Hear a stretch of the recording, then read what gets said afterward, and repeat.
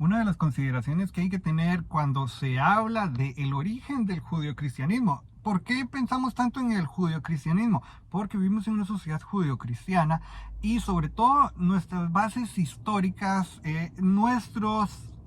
abuelos, digámoslo así, las cuestiones que ellos creían en nosotros las poseemos también de una manera indirecta debido al tiempo, que es inexorable, que el paso es ese paulatino. Entonces, una de las peculiaridades sobre nuestra cultura que siempre, por ejemplo, se nos aboca en el colegio, que siempre se nos educa en función de la cultura, se habla de sobre todo los griegos, los romanos y probablemente el Imperio Español, en el caso latinoamericano, en el caso centroamericano, en el caso suramericano. Entonces, muchas veces se deja de lado el cristianismo y el cristianismo es nuestra cultura, seamos ateos, seamos judíos, seamos de cualquier religión extraña que quiera, incluso budistas latinoamericanos, van a ser de corte católico, sobre todo católico, y aunque se nota bastante la distancia que hay entre las culturas protestantes del norte, sobre todo Estados Unidos, Europa Atlántica, en nuestro quehacer cotidiano latinoamericano, el catolicismo prepondera sobre las demás corrientes culturales. Somos católicos, al final de cuentas. Entonces, ¿por qué cuesta tanto enterarnos de que el judeocristianismo tiene un surgimiento hacia el siglo segundo antes de Cristo, antes del propio Cristo, que cuando lo estudias de cerca con lupa te das cuenta que es una amalgama, es una fusión de muchísimas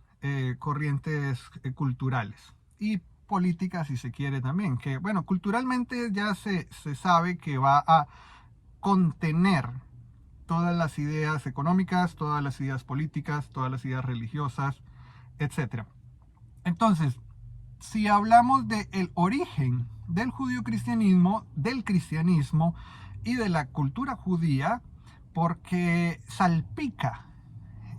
lo judío salpica toda nuestra realidad. Siempre se habla de una manera muy perspicaz que Einstein,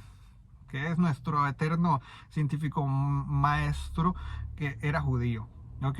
O que los hombres más ricos del mundo tienen origen judío, o que gracias a que un judío cristianizado patrocinó a Cristóbal Colón, se logró conquistar América por parte de España. Cosas por el estilo. Entonces, a pesar de que somos católicos, lo judío como que tiende a tener una injerencia de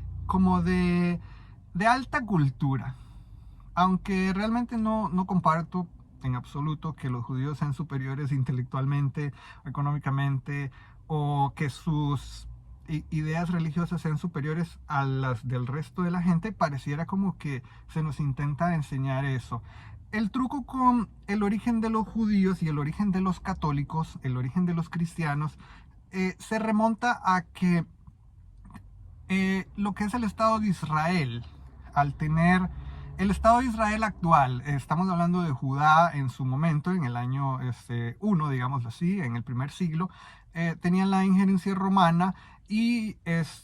a partir de la destrucción del Templo de Jerusalén por parte de Tito, se dio lo que fue la diáspora, una diáspora obligada. Los judíos no podían aproximarse a lo que es el monte de Sion, Jerusalén, por lo cual se forjó el cristianismo en Anatolia sobre todo, y al mismo tiempo parece el judaísmo rabínico. El judaísmo como tal, la religión judaica, no tenía mucho tiempo de existir, la que practicaba Jesús. Luego aparece esta religión judía que nos intentan meter un poquillo de que es una cuestión étnica más bien, que los judíos tienen un sentido común muy extraordinario, que son muy aparte y todo eso. No estoy criticando la cultura judía como tal per se, sino que me parece que hay que desdoblar la idea de intelectualidad en función de si se habla de judaísmo o no. Entonces, el punto del video es el siguiente. Cuando nosotros nos vamos a analizar el origen del cristianismo,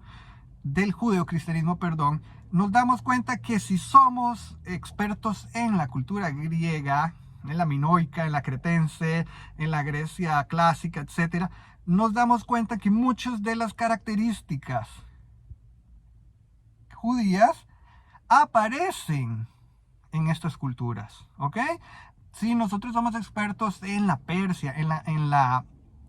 etnia persa, digamos, en la cultura persa como tal, en el zoroastrismo, nos damos cuenta que ese Dios que nos aparece Ahura Mazda tiene muchísimo que ver con el Dios cristiano y con el Dios judío, claro.